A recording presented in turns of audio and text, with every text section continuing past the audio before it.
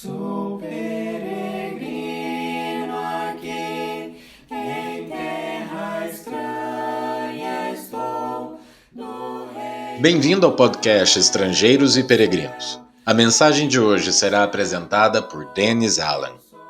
Recentemente, um ouvinte mandou uma pergunta interessante que eu acredito que seja interessante para outras pessoas também. Baseado em 1 João capítulo 2, versículo 20, essa pessoa perguntou: o que significa a unção que vem do Santo?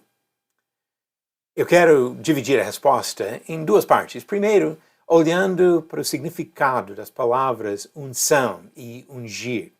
E depois vamos pensar sobre a palavra relacionada, ungido, e procurar chegar a uma conclusão para responder essa pergunta levantada. João alertou os cristãos do primeiro século sobre o perigo de muitos anticristos que já circulavam naquela época. Ele confortou os fiéis com essas palavras: mas vocês têm a unção que vem do Santo, e todos têm conhecimento. 1 João 2, 20. Depois, ele acrescentou: quanto a vocês, a unção que receberam dele permanece em vocês, e não precisam que alguém os ensine.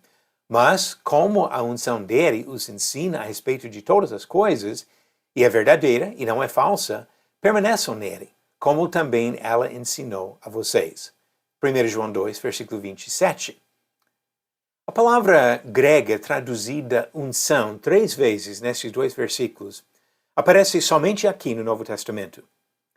Mas o verbo relacionado, normalmente traduzido ungir, foi empregado por outros autores em 4 outros livros do Novo Testamento. Vamos começar com esses outros textos para começar a compreender a afirmação de João aqui. Essa palavra aparece em vários textos que aplicam profecias do Antigo Testamento a Jesus, mostrando que ele foi ungido pelo Pai para cumprir sua missão e assumir sua autoridade para reinar sobre todos. Vamos ver 3 exemplos. Em Lucas 4, versículo 18, a palavra aparece na leitura de Isaías 61, versículo 1, uma profecia do trabalho de anunciar a boa nova sobre a salvação. Jesus foi ungido pelo Pai para essa missão. Em Atos 4, versículo 27, o verbo foi usado para descrever a ação de Deus em ungir Jesus como rei, junto com uma citação de Salmo 2, versículos 1 e 2.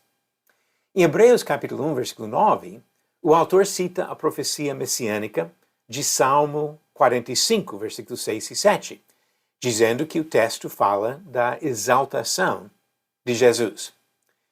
No mesmo sentido, Pedro usou esse verbo para dizer que Deus ungiu Jesus, demonstrado pelo poder de realizar milagres.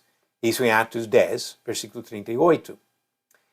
E Paulo utiliza a mesma palavra em 2 Coríntios capítulo 1, versículos 21 e 22, para dizer que ele recebeu sua autoridade apostólica do Senhor, citando Pai, Filho e Espírito Santo. O ato de ungir foi uma maneira de escolher ou de consagrar alguém para um serviço especial. Agora vamos pensar em um segundo aspecto disso, pensando especificamente em relação a Jesus e a todos os cristãos. Já temos pensado um pouquinho sobre as palavras unção e ungir no Novo Testamento. Agora vamos pensar sobre o adjetivo ungido. Ungido é o significado em português das palavras Cristo, que vem do grego, e Messias, que vem do hebraico. Quando se refere a Jesus, Christus é normalmente traduzido como Cristo. A ideia de ungir, porém, não se limita a Cristo. A palavra traz o sentido do Antigo Testamento em referência a pessoas consagradas para serviço ao Senhor, sejam sacerdotes, reis ou profetas. Êxodo capítulo 28, versículo 41, relaciona as 3 palavras ungir, consagrar e santificar quando se fala dos sacerdotes. De maneira semelhante, Pedro diz que os cristãos são sacerdotes e os descreve como um povo santo e eleito. 1 Pedro 2, do 5 ao 9. Com essas informações, voltamos agora ao texto de 1 João 2, versículos 20 e 27, de onde vem a nossa pergunta. Entendendo que todos os cristãos são santificados ou consagrados, a afirmação de João faz todo sentido. Os cristãos são os ungidos de Deus. Mas há mais uma pergunta a ser considerada. João também diz que essa unção ensina os fiéis, os protegendo do engano dos anticristos. Em que sentido? Aqui eu vejo duas possibilidades nessas palavras de João. Primeira possibilidade pode ser que ele se refere a dons espirituais de profecia ou discernimento recebidos por estes irmãos, e assim os capacitando de forma sobrenatural a discernir entre verdade e erro.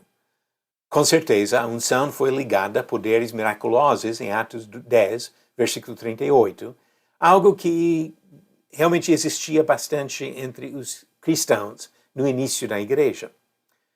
Segunda possibilidade, dons milagrosos não seriam necessários para discernir entre verdade e erro, e não são necessariamente ligados à ideia de consagração ou unção.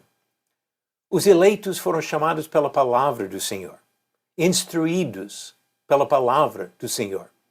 O contexto de 1 João 2 apoia esse entendimento, pois João chama os leitores a permanecerem na palavra ouvida, versículos 24 a 26. A comparação de versículos 24 e 27 é até interessante. Por um lado, ele diz, não precisam de novo ensinamento, apenas precisam deixar permanecer neles a palavra ouvida desde o princípio, versículo 24, e no versículo 27, a unção que receberam, ideias aparentemente paralelas.